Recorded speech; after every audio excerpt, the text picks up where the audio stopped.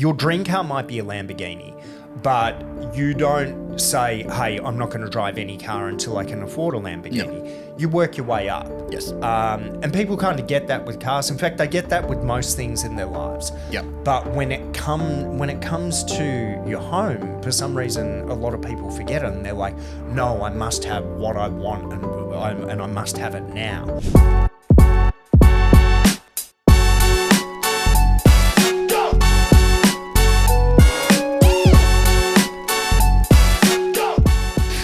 James McQueen, welcome to the potty. Now, for those of you who don't know, this is definitely a cash for comments situation. James works for us. You're one of our first-time specialist consultants. Indeed. How long have you been here for? 5 months. 5 months. Nice. Yes. How are you finding it so far? Loving it. Making dreams come true every day. It's brilliant. Mate, you could not have made it sound more like I paid you to say that if you tried. This ad is not sponsored. So, I guess just for the listeners, why don't you tell us a little bit about what you do at First Home Specialists? Okay, so I am basically a new home guru. Mm-hmm. I'm essentially my client's best friend in this near impossible journey. Mm-hmm. So I will assess their circumstances, have a chat with them about their unique scenario, what they're looking to achieve, what hurdles are in the way, mm-hmm. and then take them through them steps and start looking at how we can help. Ideally, I can help them now. If mm-hmm. not, we'll put a roadmap in place to help them in the next 2, 3, 4 months, just mm-hmm. to get into this market before it's even more impossible. Okay. So what, when you say with those next steps, like what are the steps? What are the things you're helping people with? I'm a first home buyer. Yeah. What do you do for me?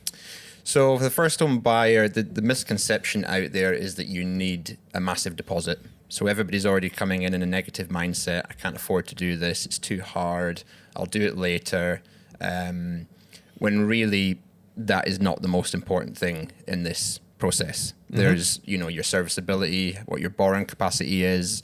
There's obviously... What does serviceability mean? So your income and your debts, how much the bank is willing to support you with, how much they're going to lend you to fund this. Mm-hmm. If they're only going to lend you $300,000, you're not going to get into Southeast Queensland. Yep. So looking at your income, your debts, most people have debts. It's hard. You need a job. To get that job, you need a car. You need a reliable car. Some people need finance. It's about being smart, ways you can consolidate these debts, get everything into one place, lower your overheads, and increase your serviceability and your borrowing capacity. Yeah, so what you were saying is that you help first home buyers with the steps involved in getting into a home. Yeah. So generally, what are those steps that you're helping people with? So the most important step is affordability. You mm-hmm. need a foundation on where this whole journey is going to start. Yep. So looking at your income, your borrowing capacity, how many children you have, what you do for a living, mm-hmm. just getting a big picture of who you are, what you do, and what you want. Yeah. And that is going to be the foundation of where we then go from that onwards. Yeah, so obviously affordability is the first step in our process. It's the first yep. step in the book as well. But I think when I was writing that book, the reason I put affordability as the first step is because where most people begin is they're like, oh, I want to buy a home. So you jump on realestate.com.au and yep. you start looking at McMansions and you're of like, course. yeah, geez, it'd be good to live here, right? Yeah. Let's move to Hedges yeah. right on the beach. But the thing is, and look, I think it's really important to have goals and yep. not just to have little goals. Like I think you should have big, hairy, audacious, scary goals. Yeah. But it's important to realize there's a lot of steps to getting there. Yep. So, you look at these people who live at like Hedges, for example, where houses cost $30 million. Yep. And except for the lucky few who, have got inherited, why can't I say inheritance? Except for the lucky few who have got the money given to them. Yes. a lot of those people have worked their way up. And if you ask them questions about their journey won't have started with a $30 million pad on the beach. Yep. Most of them, their journey started with what they could afford at the time. Yep. But what they did was they got their foot into the market. So, the reason that affordability is our first step is we've got to work out where you are at the moment, what it is you can realistically afford. And then we talk to you about, what it is that you want. But there's always some sort of compromise that needs to happen in the middle there. Yep. And it's not to say that you can never have what you want. It's just to say that you need to get your foot in the market now with what you can afford. And then, maybe 3, 4, 5 years down the track, you can then use that first home to leapfrog into something that's, closer to your dream home. But I often find with houses, I find cars are a really good analogy, and I know you're a big car guy. What's your favourite car? Like your dream car? If you could afford anything? Aventador. Lamborghini. Okay. You're one of those. That was a quick one. So the thing is, your dream car might be a Lamborghini, right? But are you not going to drive a car until you can afford a Lamborghini? Of course not. You're going to start off with your Kia family wagon for your four kids. Guilty. Have you got a Kia family wagon? I have 2 Kias. I had no idea. And you've never seen it either. I have 2 Kias. Anyway, sorry, getting back to the point. So your dream car might be a Lamborghini, but you don't say, hey, I'm not going to drive any car until I can afford a Lamborghini. No. You work your way up. Yes. And people kind of get that with cars. In fact, they get that with most things in their lives. Yep. But when it comes to your home, for some reason, a lot of people forget it, and they're like, "No, I must have what I want, and I must have it now." Yeah. But the thing is, if you've got that kind of mentality, I mean, you just never end up getting in. No. And the median price of a house in southeast Queensland is rising at about $6,000 a month just now. So if you're in that mindset of I'm going to leave it till later, I'm going to save up until I can afford my beachfront home, unless you're saving $6,000 a month, you're actually going backwards. Yeah. If you buy something now, something nice that fits your current needs, you kind of get on the escalator, and then the home you're in versus the home you want to be in are rising at roughly the same sort of growth. Yep. Now, there's still a big gap between them. There's probably $1 million between what you're in and what you want, but that's giving you time in your career and everything else in life to, be smart with your money and bridge that gap. If you don't start, that next home is going 1.5 to 2.5, 3. Yeah. And meanwhile, you're saving $1,000 a month. Like it's not happening. Yeah. And this is the crazy thing about inflation, but also house prices. What people don't realize is if you're standing still, you're actually going backwards because the value of your dollar gets less and less. And it's really true with housing. The other thing with housing, so I often have this discussion with people where they're like, oh, like you're saying, get into what you can afford now. And then you've got your foot on the escalator. But they're like, the thing I want to buy is going up in value as well. So what does it matter? And the point I'd make to that is the hardest bit to getting into a home is the deposit, right? Is saving up the deposit. Yep. Now, the hardest bit of getting into a home is saving up a deposit, right? So if you're going into a house which is sub $700,000 or $750,000, you're going to get a whole heap of help from the government to get in, which means you're going to be able to get in for, I don't know, like $10,000 or $15,000 deposit. Yep. Big asterisks on that, depends where you live and how much you earn, blah, blah, blah. Yeah.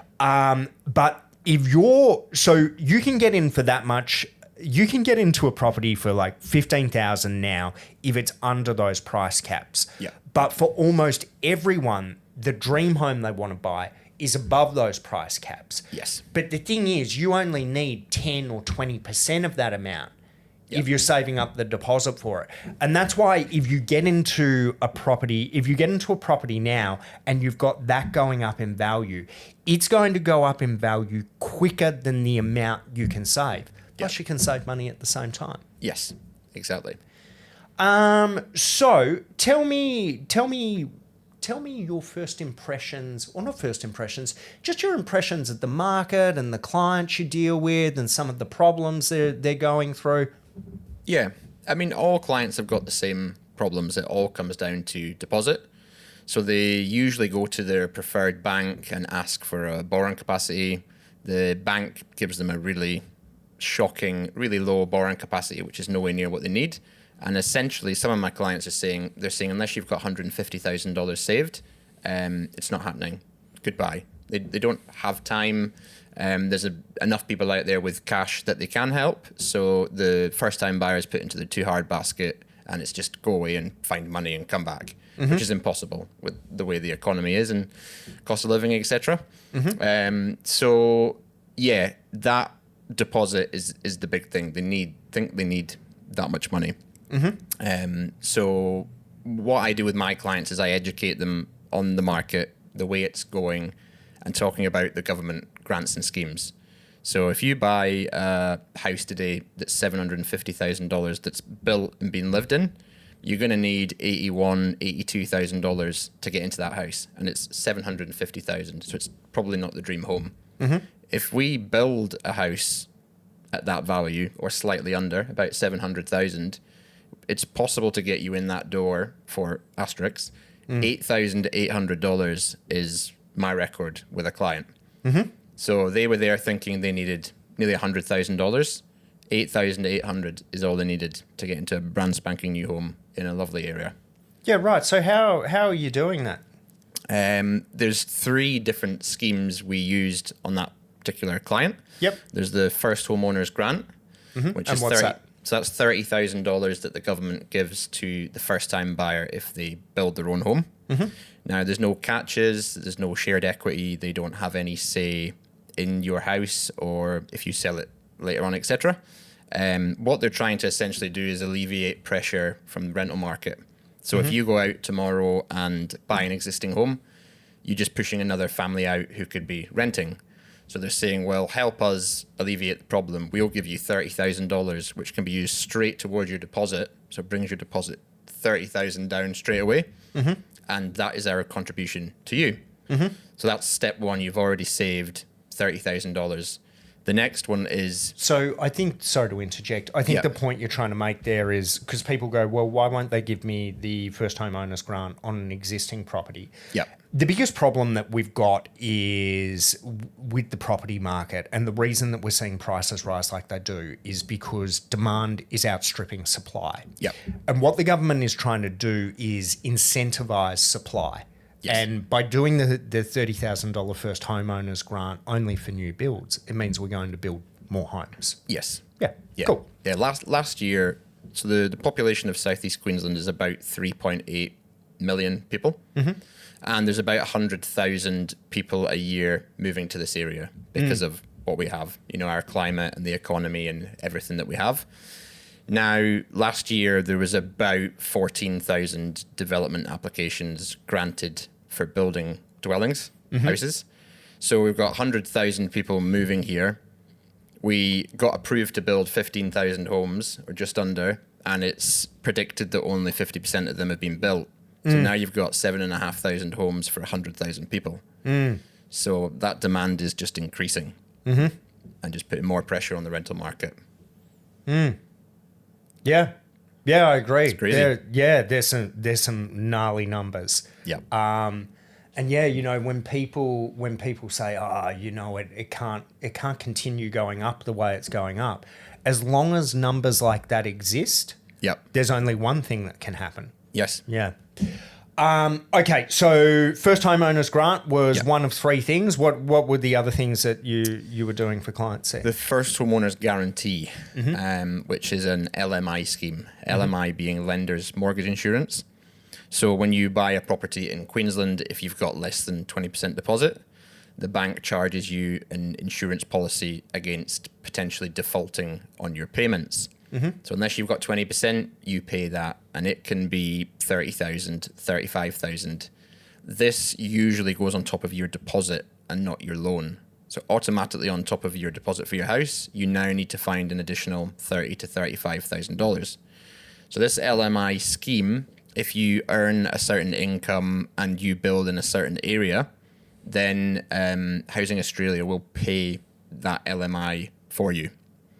So I think you mean they guarantee the loan. So rather than the banks going to an external mortgage insurer, so QBE or Genworth, instead the government backs that loan for the bank, and therefore the LMI doesn't need to be paid. Yeah, sorry, go on. Yes. So there's some other benefits there as well, as obviously your product for your home loan is going to be a better interest rate because your loan to value ratio is lower.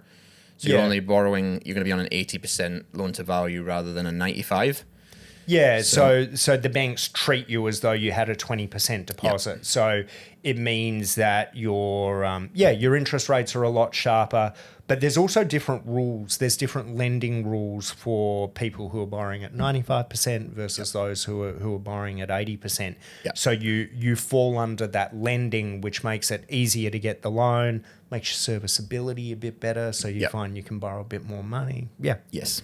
Carry on. Yep. And the third one is stamp duty concession. Mm-hmm. So again, you buy an existing house, you'll get lumped with stamp duty. But if you buy land and build the home yourself, then there is no stamp duty payable on the build, and the first 350,000 of the land is stamp duty free too. Yeah, okay. So that's another 25,000 that would have been payable at deposit stage, which has now been removed. So when you take that, and then if you build in an LMI area under that price cap, then you've got the LMI as well, plus the first homeowner's grant, it's possible $8,000 to get the keys to a brand spanking new home. Yeah, right. It's crazy. T's and C's apply. See the store for details. Yeah. There are genuinely some asterisks on that, which is really just around. I mean, it's around lending criteria from the bank and also grant eligibility criteria from the government. Yeah. So what are some of the things that you work out of Southeast Queensland, just because we're obviously in Melbourne and Queensland, but what are some of the things that you're seeing in the Southeast Queensland market at the moment? At the moment, it's the rapid increase in unconditional sales. Yep. So what does that mean? So usually we would try and buy a block of land subject to finance. So you've got 14 or 21 days to go to your bank, have your borrowing capacity assessed, and then get an approval from them to say, hey, we will lend you this money unconditionally. Mm-hmm. And then you're safe to buy your block of land because you know that you're getting the full amount to buy the land and build the house. Mm-hmm. It's great. If something goes wrong, then the contract is terminated and your deposit is refunded by the seller. Mm-hmm. So you've got nothing to lose, everything to gain. When you go unconditional, when you sign that line, you are buying that land regardless of whether you get finance or not. Mm-hmm. So it seems a little bit unfair because you need the bank's money in order to do this, and you don't want to commit to doing it until you know you're getting the money. But the market is so hot and the demand is so high, they've got 70 people waiting to buy that block who are cash buyers. Mm. So they're not going to pick somebody who is subject to finance. Yeah. So that's where working with specialists really comes in, because we've got excellent relationships with developers and real estate agents over the last 5 years. Yeah. Over 1,000 homes built. So, these are people we're dealing with rather than companies. So we have that relationship and we can say, look, this is the client scenario. We just need 21 days. 99% sure it's all going to work out. Yeah. And because it does work out, they keep coming back and keeping allowing us to do these contracts. Yeah. So this is an issue that you've kind of got it in all markets, but you've got it a little bit more in hot markets. So where you've got far more buyers than you do blocks to buy, what then happens is real estate agents start to get picky about who they're going to sell the block to, which it kind of seems counterintuitive. It's like, I need to jump over hoops so I can give you my $450,000. Yeah. It seems weird, but it's just the way it is in a very hot market. So what developers will often do is they will want unconditional contracts because it means it's a guaranteed sale for them. Yep. But yeah, like you were saying, the risk to anyone who's buying an unconditional contract is you're legally obligated to buy that block. Yep. Now, in the event that you can't buy the block for whatever reason, the developer has the right to take your deposit, so to keep it. And also, if they sell the block for less than the agreed sale price with you, they can actually sue you for the difference, plus fees and blah, blah, blah. So there's some pretty serious flow-on effects from not being able to get subject to finance clauses.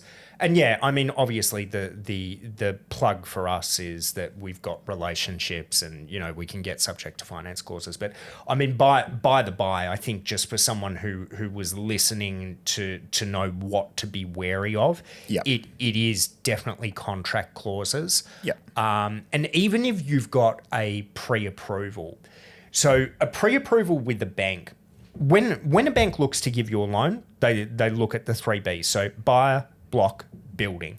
The problem with a pre-approval is a pre-approval only deals with the buyer element, which is you. So they may look at you and go, yep, look, you're squeaky clean. Good credit score, good servicing, you've got enough of a deposit. But whatever block you buy, perhaps you buy in an area, say your pre-approvals with NAB, I'm just making things up, and you want to buy in an area where NAB is overexposed and they don't want to lend in that area anymore.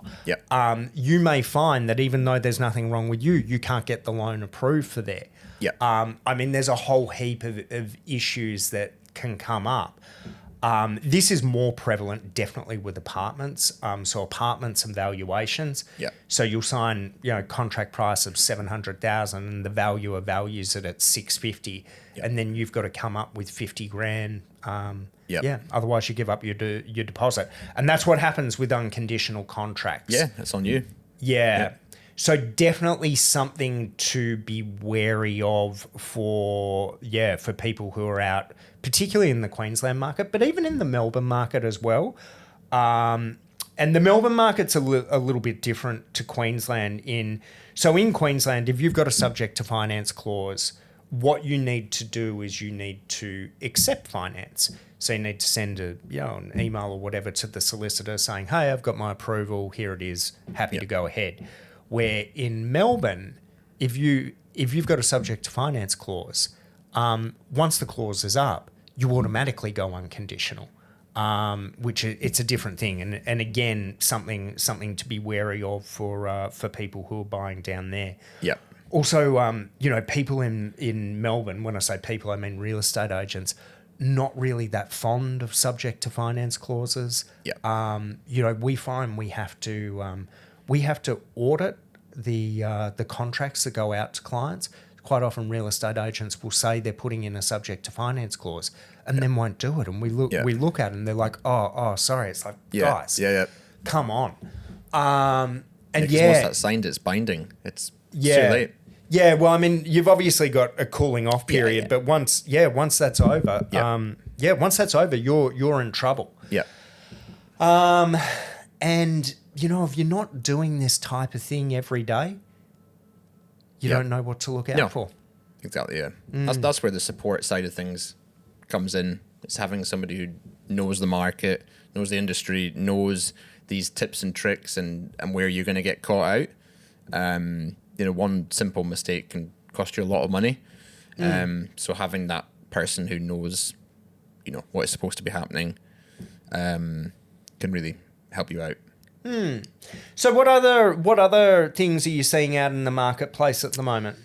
I think quite a lot just now I'm seeing when people get to looking at their mortgage repayments, they get a bit of stage fright. Everybody does. Fear is a big part of the journey. So they're paying $600 in rent, $650 in rent. We look at the finance and now they need to pay $900 a week for their mortgage. In their heads, it's $250 or $300 difference, and they just say I can't afford that, or I don't want to pay that, or whatever it may be. I'm going to wait on the market calming down. Insert some excuse so that you can just park it and deal with it later on. But with the way the trajectory is going with the rental price increase, They reckon by 2029, so 5 years away, the rent will be up to $1,000 a week. Now, if you follow that same trajectory for a house that you buy, if you buy a $750,000 home today, follow that same trajectory, by 2029, that home is going to be worth about $1.24 million. So you'll have spent $170,000 on rent in that 5 years, or in 5 years' time, your mortgage is now less than your rent would be, and you've made $500,000 in equity in your home. So it's trying to educate people on, let's not think about you today, let's think about you in 5 years. And I think that's where we come in, is looking out for their future, not concentrating too much on the now. Take them out of that box and look at the bigger picture. Yeah, I remember I had a guy, Tim Reed, on the podcast, and Reedy is not from the industry. He's just a guy. Yeah. And we were going through, the history of the houses he's bought and blah, blah, blah. And at the end, I'm like, would you have any advice for people who are looking to go on the market? And I can't remember exactly what it was, but it was something like this, where he was saying, you look at the repayments and it will freak you out. But his advice was, he said, don't worry about it. You'll work it out. Yeah. And it's so true. Yeah. And then over time, the other thing is, so I hear a lot of the investment companies talk about rent vesting. And I'm okay with rent vesting. I think it's great. Like, you're far better off to buy something than not buy it. Yep. But their pitch that they give on it, which I don't quite agree with. Like, I understand where they're coming from, but I don't think they give the full picture. They go, if you buy a property now and you buy a property to rent out and tenant and blah, blah, blah, and then you rent where you want to live and you'll be financially better off, and they punch some numbers on it. Yeah. But the thing is, and this is what they don't add into the equation, your rent's going to keep going up the whole time that you're rent vesting. Yeah. So like you said, you may be paying $600 a week now, but by 2029, according to your numbers, you'll be paying $1,000 a week. Yep. But if you keep going into the future, that keeps going up. Where if you buy a property and you've got a mortgage, you lock in repayments at that rate. Yep. So if you've got a $600,000 mortgage, sure, interest rates are going to go up, down, left, right, whatever the hell they do, but you will always be paying on a $600,000 mortgage. Yep. Right? So and it's hard to sort of project that going forwards, because, you say to people, your $700,000 property is going to be worth $2.8 million in 14 years' time. Yeah. People go, no way that's going to happen. Yeah. And it's like, well, I understand you can't see it looking forwards, but if you look backwards, and I've always got this example of Melbourne when I was, in my early 20s. And I was looking at buying in Point Cook. And Point Cook at the time was a fringe Melbourne suburb. It was a new master plan thing. And everyone's like, oh, no way, you'd never live there, blah, blah, blah. Yep. But a house and land package there, 4-bedroom, 2-bathroom, double lock-up, big block of land, was like 150 grand or 175 grand. Yep. And if I had have bought then, which would have been 20 years ago, because I'm starting to get a little bit old, yeah. But if I had have bought then, the repayments would have been scary as, because it would have been a big part of my wage. Yeah. But you go to now, I'd still be making repayments on a $150,000 loan. Yep. And it'd be a pittance now, because I locked in at that point 20 years ago. Yep. Right, where my rents would have just kept going up and up Yep. and up, and that's what people miss, that you're locking it in there. Yeah. But again, this also, I think, really misses the point with buying your own home.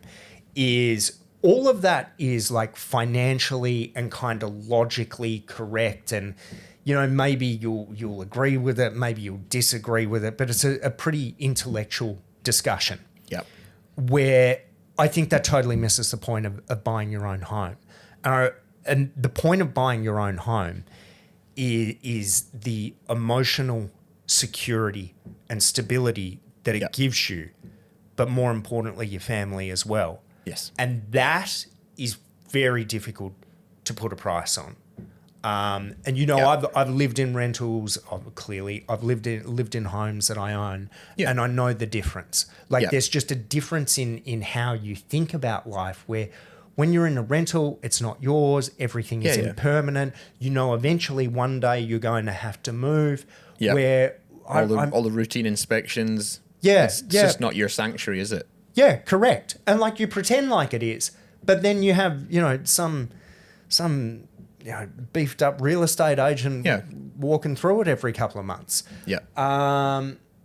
When you've got your own home, I remember when I bought my first home and I was just sitting there, I'm like, I can't believe this is mine. I've done it. Yeah. This is it. Yeah. But then you start thinking long term, right? So something small would break and you go to walk past and you're like, hold on, that's mine. Yeah. Yeah. Yeah, it's that sense of pride and also community. You know, it's wonderful. Once you've bought your house and you go out onto the street and there's other couples there and there's other kids, if you've got kids, they're playing with other people's kids, and you kind of stand there all united by this same journey that you've been on, and it builds instant community, which you don't often get when you rent, because everybody's in that temporary mindset. I'm only here for a little while, I'm moving on, or I might move on. So they don't want to cement these relationships with their neighbors. Yeah. As soon as you buy, everybody wants to get together, you know, and come to each other's houses and have drinks out on the front. It's you're buying into a community as well as buying a security for your family. Yeah. So it's a beautiful part of it. But I mean, like when it really all comes down to it, I think that's a huge percentage of what life is about. Yeah. Is community and, you know, friends and family and kicking back and kids in the pool. And that's what I always say to friends and family: invest in three things: yourself, your family, and property. That's the three things I always advise them invest in, and you won't go wrong. Do you own your house? Yes. Yeah, built my first house at 20. Did you really? Yep. I met my beautiful wife. We had our first baby, and then when you were 20. Yeah, when I was 20. Yeah, right. And that was it. Tunnel vision. Get the house. That is the next step.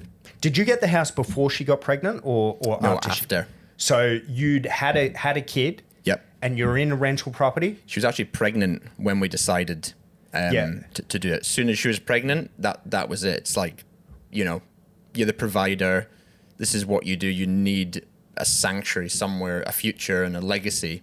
So it's like, that's it. That bit's done. Found the girl. Got the baby. Need a house. Yeah. It's funny, you know, because I forget these stats because we did them a little while ago, but something like 75 or 80% of our clients are couples who've either just had kids or just about to have kids. Yep. And it seems to be, the life event that kicks people into gear. Yep. So for the ladies, they tend to get this nesting thing, where for the men, they tend to get this protective, I've got to provide thing. Yep. And both of those need a home. Yeah, 100%. So you were back in Bonnie, Scotland? I was in Scotland, aye. So tell me about the journey of buying your first home there. So we built the home in order to capitalise on the grants available at the time. So that made the difference for us. Again, zero deposit. Good incomes, very good jobs, no deposit. And fortunately, thanks to the government grants and schemes, we built that house in 5-6 months. Yeah. And we lived in it for 12 or 13 years before we moved here. What sort of house was it? It was a 4-bedroom, 3-bathroom house with a sea view. Yeah. It's beautiful. Yeah. Whereabouts? On the Isle of Skye in the Scottish Highlands. The Isle of Skye. That's where they have that the motorbike race, no? No, that's the Isle of Man. Sorry. But my uncle did win the TT twice. The Isle of Man. Yeah. Really? Plug. Google Steve Tonkin. Yeah. He won it twice. I think he's broke nearly every bone in his body. Because people die doing that every year, don't they? In UK winter, he's in England. He's got titanium pins everywhere. And obviously with the cold weather, it all tightens up. Yeah. So just like trying to free off in the mornings with all that cold titanium. So for people who don't know, and correct me if I'm wrong on any of this, so the Isle of Man is like this bike race that they have around this island, which is essentially on country roads that twist and turn, and these guys go like 300 k's an hour on motorbikes. And every year, like people come off diet. It's like one of the most dangerous races in the world, as far as I know. I think it is there's literally people's boundaries for their fence line is here. They're actually in their gardens having a cup of tea and a scone, like English people do. And the bike will fly past at 300, 350, like brushing past their wall. They just shut the road. It's a massive, massive thing. Yeah, I've seen some videos of it. I mean, that type, like, I'm not into motorbikes, but I've seen that, and it's crazy. It's wild. Yeah, super crazy. Anyway, you weren't there. You were on the Isle of Skye. I was on the Isle of Skye, So that's like more of a farming and fishing kind of island. Right. And a lot of construction. I've been in development and construction for 15 years. Yeah. From 4 generations. So you either build or you fish, or you farm. Yeah. And that's actually how we sort of sowed the seed of eventually moving to Australia, is because young Aussies would come to the Isle of Skye to get a break from rural Aussie farms. The big thing is, go backpacking. We'll go to the Highlands of Scotland. We'll do some farm work there. You meet in the pub. And I always thought, God, these guys are good. Like, very similar sense of humour, good ethos about them, like real good fun. And their climate is way better than ours. Yeah. And as the kids got older and we had more kids, the gap in the economies grew. And I was just thinking, what are we doing here? It rains 330 days a year. Does it really? Yep. Yeah, well, that's like the opposite to here. It's the entire opposite. I think Southeast Queensland has about 320 sunny days a year. Yeah. So it's a direct swap. Yeah. And what made you... did you initially come to Southeast Queensland, or...? We came in 2019 to do like a recce trip. So we tried Victoria, New South Wales, and travelled Queensland. We did Gold Coast, Sunshine Coast, Harvey Bay, a few other places, just to see where felt like potential home. And then what were some of the differences that you saw between Australia and Scotland? Not that much. A lot of it feels very similar. We drive on the same side of the road. We speak similar language. I'm learning your words. I just cut everything in half.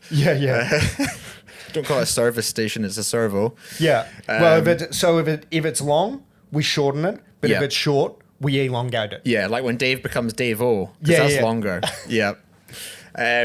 So not too many differences in that sense, but just like the economy and the growth in Australia was massive compared to Scotland. Just seemed like Aussies had their heads screwed on right.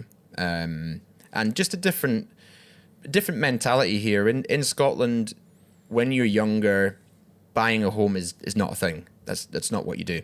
Yeah, right. We were one of the only ones who did it. So all our friends were backpacking, funnily enough, to Australia, all around the world, having a really good time. And we were there both working full-time each, raising the kids, got them in daycare and after-school care and everything else, focusing on the bigger picture of eventually moving here one day.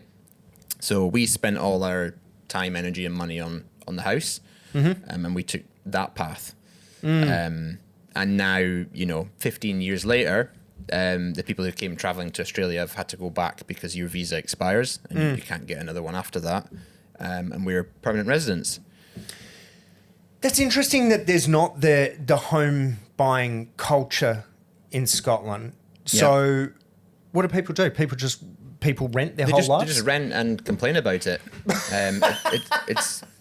It's just the way it is. I don't know if it's just that lack of support network that we've been talking about that's needed to get into a home, because the market is very similar to here, particularly post-COVID. A lot of people from South England moved to Scotland for the big blocks, the space, the fresh air, light pollution, noise pollution, everything that's very picturesque. So that drove up the property prices massively. So it's nearly impossible to get in where I'm from now. But there's just not that mentality. So I've always wondered this because we have a heap of clients in their 30s and 40s who are still kicking the can down the road. You know, I'll wait for this, I'll wait for that. Like I'll wait for the property market to go down, or I'll wait.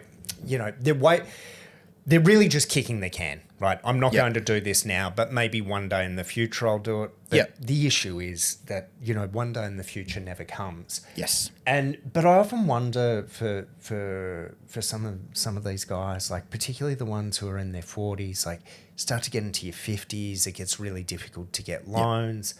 Obviously, the property market keeps increasing. The minimum income that you need in order to buy a home, particularly as a single person, is at scary levels. So it's like 1.4 or 1.5 times the median wage, which means the average person on their own doesn't earn enough to buy a home.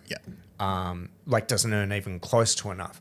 It becomes a bit easier if you're a couple, but I mean, as a sidebar, I think that's a really concerning statistic for Australia.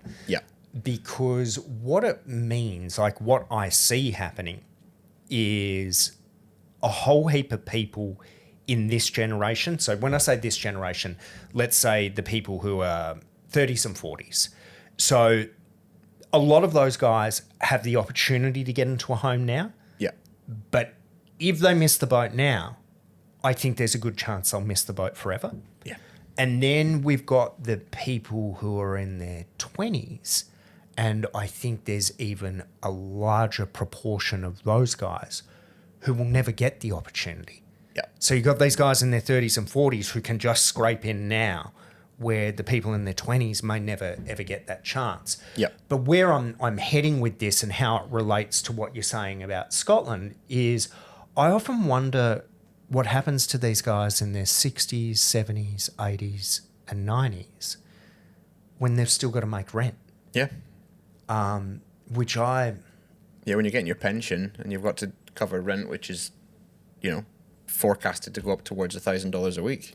Well, your pension is your old age pension. Don't quote me on this because it's been a long time since I looked at pension numbers, but I'm pretty sure it's under 25 grand. I wish we had someone here. Can you fact check that for me, Jamie? But that's $500 a week. I mean, you can't make rent, let alone eat. I know. What happens in Scotland with these guys? That's what happens. Exactly that, and then they can't make the payments, and then usually they end up going into homes or some sort of government. Government assisted living, government assisted shelters and things like that, and you get one bedroom with a kitchenette, shared building, you know, with 5 others, and that is what the government will give you because your pension isn't enough to cover renting privately. It's crazy to think about because I wonder if for some of those people that we talk to who miss the boat now, who hear stories like that, and even I hear it, I'm like, surely not in Australia. But it seems to be heading that way. And when you look back, their parents didn't own, and their parents didn't own. So once somebody owns, so we own. Now, when we get old and we've got one foot in the grave, the house will go to our children. But there's also an expectation from your children because they've seen you own a house. There's an expectation in their heads that that's normal and that's what should happen. Where and I've spoken spoken about this to a lot of clients. If your kids grow up in a rental property, the likelihood of them ever owning a home goes right down. Because they're breaking a trend then. And most people don't do it. We all kind of start living out largely what our parents did. And this is a Scotland scenario. This is exactly it. Exactly what you've described there. That's what happens. Your parents didn't do it, so you just don't do it. It's not the way you've been raised. It's not the mentality. So you just, you know, when I'm older and I leave the house, I'll rent my own house. That's the next step. So my children, they're pretty young, but they've already asked questions about mortgages and when it's paid and how it works. And they understand that, you know, the money comes from the bank and then that you repay that money to the bank, and then eventually you own that home and you can do whatever you want with it. And in 30 years' time, you'll have no rent to pay, nothing like that. Your bills will be less than halved, and you'll have your own castle. Yeah. I think to my parents, and look, I'm not sure they're going to win any parenting awards. However, one thing that both of them did, to be fair, they're separated, but both of them were on me from really young about owning my own home. Yep. Yeah. And whilst that created a lot of angst in me, because I'm not sure they ever necessarily taught me how to buy my own home. Yep. They just told me I was a failure because I didn't. Yep. That's way harsher than what actually happened. But that was the feeling of what I got, right? I didn't own my home. So like the deep down inside feeling that I didn't really, like I certainly didn't admit to other people, but I'm not sure I admitted to myself was shame around not owning a home. Like I felt like I was a failure, like I wasn't adulting properly. And whilst that was uncomfortable, it did ultimately push me to the point where I do own my own home. I don't know. Maybe I needed that level of shame. Well, shame. It instilled something. Yeah. You know, and it obviously, because you were young as well, weren't you? No, not when I. Oh well, I don't know. What's young? The trajectory of my life is I was born and then it got steadily worse until I was 30. And then when I was 30, things started to get better. So my 20s were a write-off. I'm not very proud of I wish I had have done my 20s differently. Yeah. But when I was 30, towards my 31st birthday, I decided to get my life together. Yeah. And then it took me a couple of years in my early 30s to kind of learn how to manage myself and be a more responsible adult and learn probably a lot of the things I should have learned in my 20s, you know, how to manage money, how to stay fit, like how not to go and get drunk every weekend. And I started to put a little bit of money away. I was really lucky. I had an uncle who took an interest in me, He saw that I was trying, particularly around money, and I definitely sorted out because I'm like, all these other people are rich. Yeah. How do I get it? Yeah. And he was doing really well, and I sort of shook him down for how he was doing it. And he spent hours and hours and hours with me just teaching me the basics. Yeah. So, you know, I invested a little bit just through what he was doing, not through anything overly complicated, but, you know, ETFs in the stock market and whatnot. And then I got enough money for a deposit for a house. So I took my stock market money and put that all into housing and then kind of went from there. So I don't know, like I bought my first house in my mid 30s maybe. Yep. I wouldn't consider that particularly young. In fact, I felt like I was failing. I thought it was late. Yep. I think the average now is over 40, isn't it? 40, 41 for the average first-time buyer. I don't know. You're telling the story. I think it is. Yeah, right. Yeah, we'll fact check this, but we should fact check that. I'm sure the average age now is about 40. That's that's gnarly. Yeah, because as you'd know, when you get into your 50s or banks start asking for exit strategies. They do. Because a bank's looking at it going, well, this is a 30-year loan. Average retirement age is 67.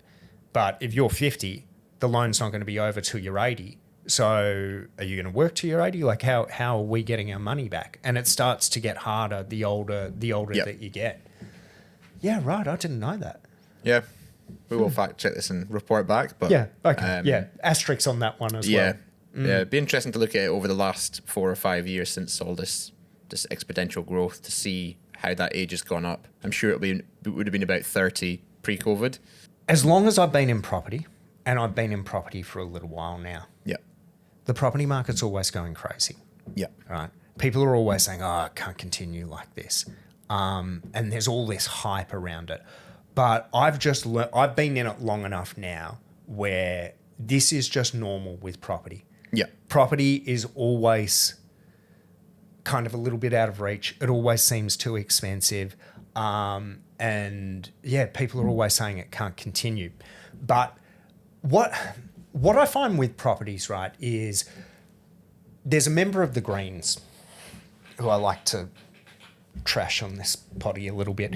But there's a member of the Greens who gets up and is very vocal about some housing issues. And in fairness to him, some of the things he says I agree with.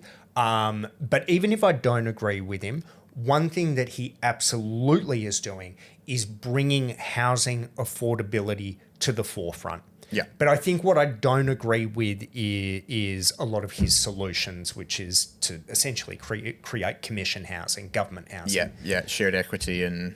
Like straight out government housing. Okay. Yeah. And I just, growing up in Melbourne, I've seen what some of those commission housing projects look like 40, 50 years on. Yeah. Anyway, look, that's by the by. He gets up and he says, we should be able to afford to grow up in the to buy houses in the suburbs we grew up in. And that's not the way the world works. No. Because you grow up in a suburb and that suburb isn't a good suburb. Yeah. But you stay there for 20, 30 years. Yeah, while it grows. And it becomes a good suburb. Yeah. And it wasn't in a city, but now it is in a city because all of this other stuff has grown. Yep. And Australia's growing and the population is growing. So it's the natural way of things that you need to move further out. And this is what I say to clients all the time. Like, the longer you leave things, there's 3 guarantees that you'll live further away on a smaller block of land, which is going to cost you a lot more money. 100%. And that's the way it works. So it's not necessarily that you can't afford to buy a property. Yeah. Although that is true for a lot of people. But what is true for almost everyone is you need to live further away than what you'd prefer. Like, that's just what happens. And that's growing cities and Australia and blah, blah, blah. And them 3 things you've just mentioned, that's not happening over years. That's now happening over months. With land releases, that could be a 3-month difference. You could be losing 75 square meters, 100 square meters on your block size and moving another 5 kilometers further out from the hospital or government building that you need to work in. Yeah. And that's happening in 3 months, not 3 years. So you can always look to somewhere else to see what's going to happen. So if we're talking block sizes, Brisbane can probably look to Melbourne to see what happens with block sizes. So, you go back 10 years ago in Brisbane, it was 400 to 500 square metre blocks. That's what everyone was getting. Yeah. Now, at the lower end of the market, it's 300s, often a little bit below that. Yeah. If you go to Melbourne, there's a lot of 200 square metre blocks down there. Yeah. There's obviously bigger ones as well. If you go to Sydney, or even if you look at inner city Melbourne, even if you look at inner city Brisbane, 100 square metre blocks are not unusual. Yeah. Right? And then if you look to, back to the motherland, to the United Kingdom, what's not unusual there that you're saying is just for people to live in government housing or to rent and not to own their own home. Yeah. So, you can, we're lucky, I don't know if we're lucky, but we're not the leaders in what we're doing in Australia necessarily, and you can look to places that have been around for longer as to where it may end up. Yeah. Interesting. Yeah, I'm glad I got into the market so young, and there was friends who had, I'm a car man, a total petrol head. Yeah. They had nice cars, and because of the consumer debt that you've got, holds back obviously your borrowing capacity. The bank doesn't want to lend you too much if you're spending $1,000 a month plus on a car. Yep. So we built in 2010, 2011. I had 3 or 4 year capital growth in the home, so I had some equity in it. And we got married, and our friend lent us his car for the wedding. It was my dream car. It was a lime green Focus RS. You guys don't get them here. I got no idea what you're talking about. So as a wedding present, he gave me the keys and he said, "You can have my car for the day." Yeah. So got my kilt on. I've got photos. We'll insert them. And got your birthday suit on under the kilt. Obviously, I'm going up the highway at like private highway at 220 kilometers an hour or something, loving life. Yeah. Get to the wedding, one of the best days of my life. It was amazing. So a couple of years later, when I've had growth in the house, he says, I'm thinking about selling my car. And I said, you can't sell that car. And he's like, I don't use it. I need to invest some money in my business. Insert other life excuses. So I'm like, I want that car. He'd had it from brand new. So I had a chat with my wife. She's like, we can't really afford this car. It's a bit luxurious. And I'm like, we have XYZ equity in our home because we made smart choices.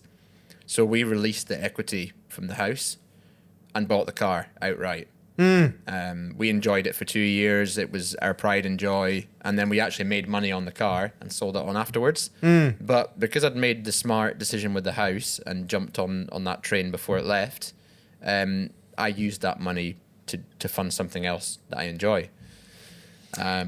Yeah. Well, another shout out to my parents. One thing that Dad said to me when I was quite young was you either work hard now or you'll work hard for the rest of your life. Yeah. And it was very, very true. It was true then. I use that in a lot of things that I talk about now. But, that's what you're talking about here, where when you were younger, you made some sacrifices. Yeah.